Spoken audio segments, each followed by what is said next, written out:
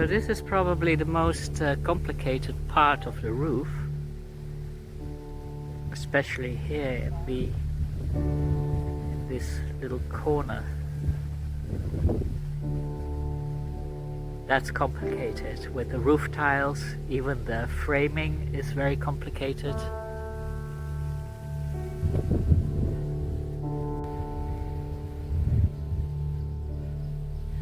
So this is my street, New Kikaya Road.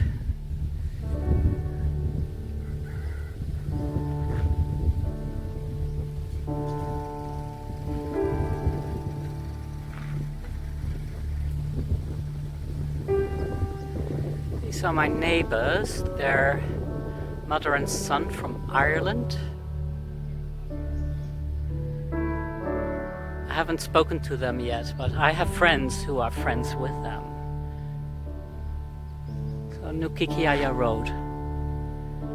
I asked the mayor because this road had no name, and he allowed me to rename this road, or name this road, New Kikaya Road.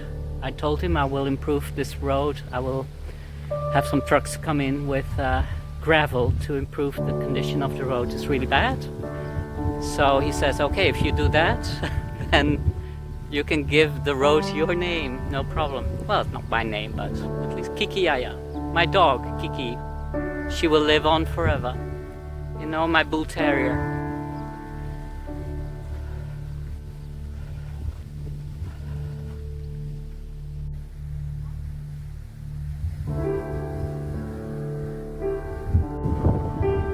So it's not many people Khmer people who will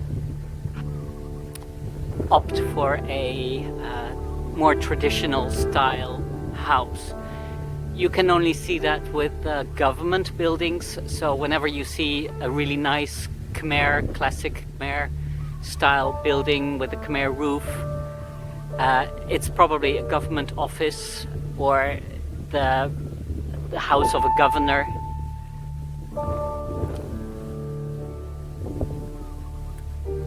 Neither do you see Westerners who tend to like more traditional styles when they live in Asia.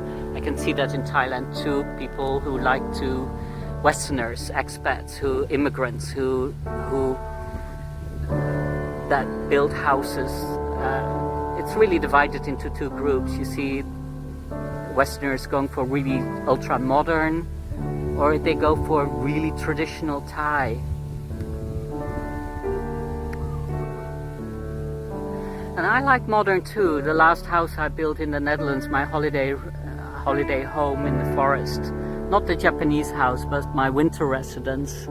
That was an ultra modern house. Maybe I can show you a picture of my winter residence, which was not Kikaya.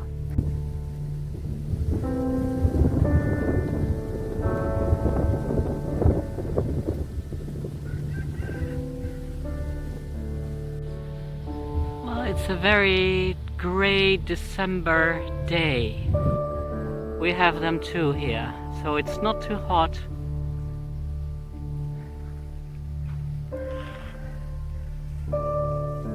This is gorgeous, yeah. I can tell that the builders and the project manager and the broker, they're all very pleased to work on a project like this. Because nowadays the Khmer people, they want modern Western style houses, and their idea of a beautiful house is like a small version of the French palace of Versailles. And so if you're like upper middle class or rich, you want to build a small palace in a 300-year-old kind of French palatial style. So that's what they really like. The Louis XIV, that's what they like, with lots of gold and yeah.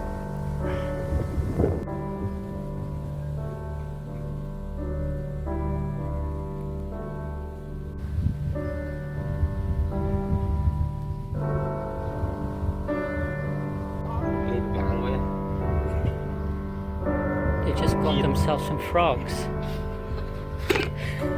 Dinner. Lunchtime. Or dinner, I don't know. I hope they don't move. No, they're all dead. Okay. I think they got them in the pond. I've got some water over there. That's what I like about the people here. They're all seem to be hunter-gatherers as well.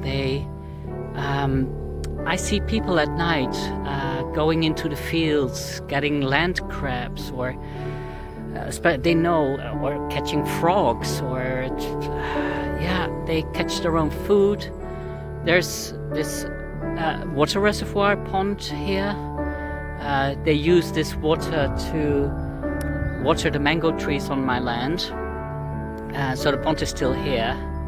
And so on the other side of the pond I see fishing nets. Because obviously there are fish in this pond. How they got here? No idea. We're 800 meters from the sea. Well, this is fresh water, but where do the fish come from? Nobody put the fish in there. They just came here. Probably as eggs transported by birds in their beaks, and they were drinking, and then they leave some eggs in the pond, and then, you know, it's a matter of time, and then there's like some male sperm. I don't know how that works, but suddenly there are fish in the pond, and frogs and land crabs and all kinds of life. You just put some water somewhere and boom, it's teeming with life. And these people, they get their food from everywhere. They know, and they know how to kill it, slaughter it, grill it. So these people, they get their own food from the land. It's very interesting. They don't go to a supermarket to buy some food from a supermarket in a plastic bag, in a plastic tray. They're all hunter-gatherers. I love to live in Asia. That's what I love about this simple lifestyle. Yeah.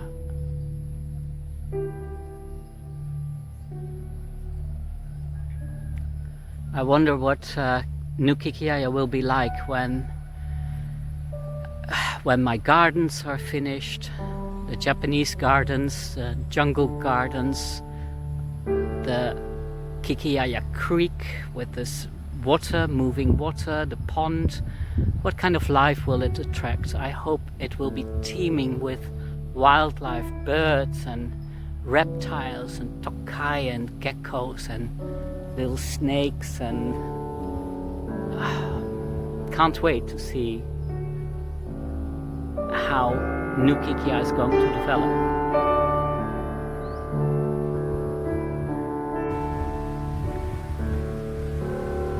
I don't know whose chickens these are, but they're... Okay, bye-bye. Okay. They're going home. Probably one of the neighbors. That's what I like about Kampot. You see chickens everywhere. They know how to cross a road, even a busy highway with trucks. They're very smart. And they're all run loose and forage for their own food, and then they go home at night. Yeah, I love Cambodia. I'm so happy I live here.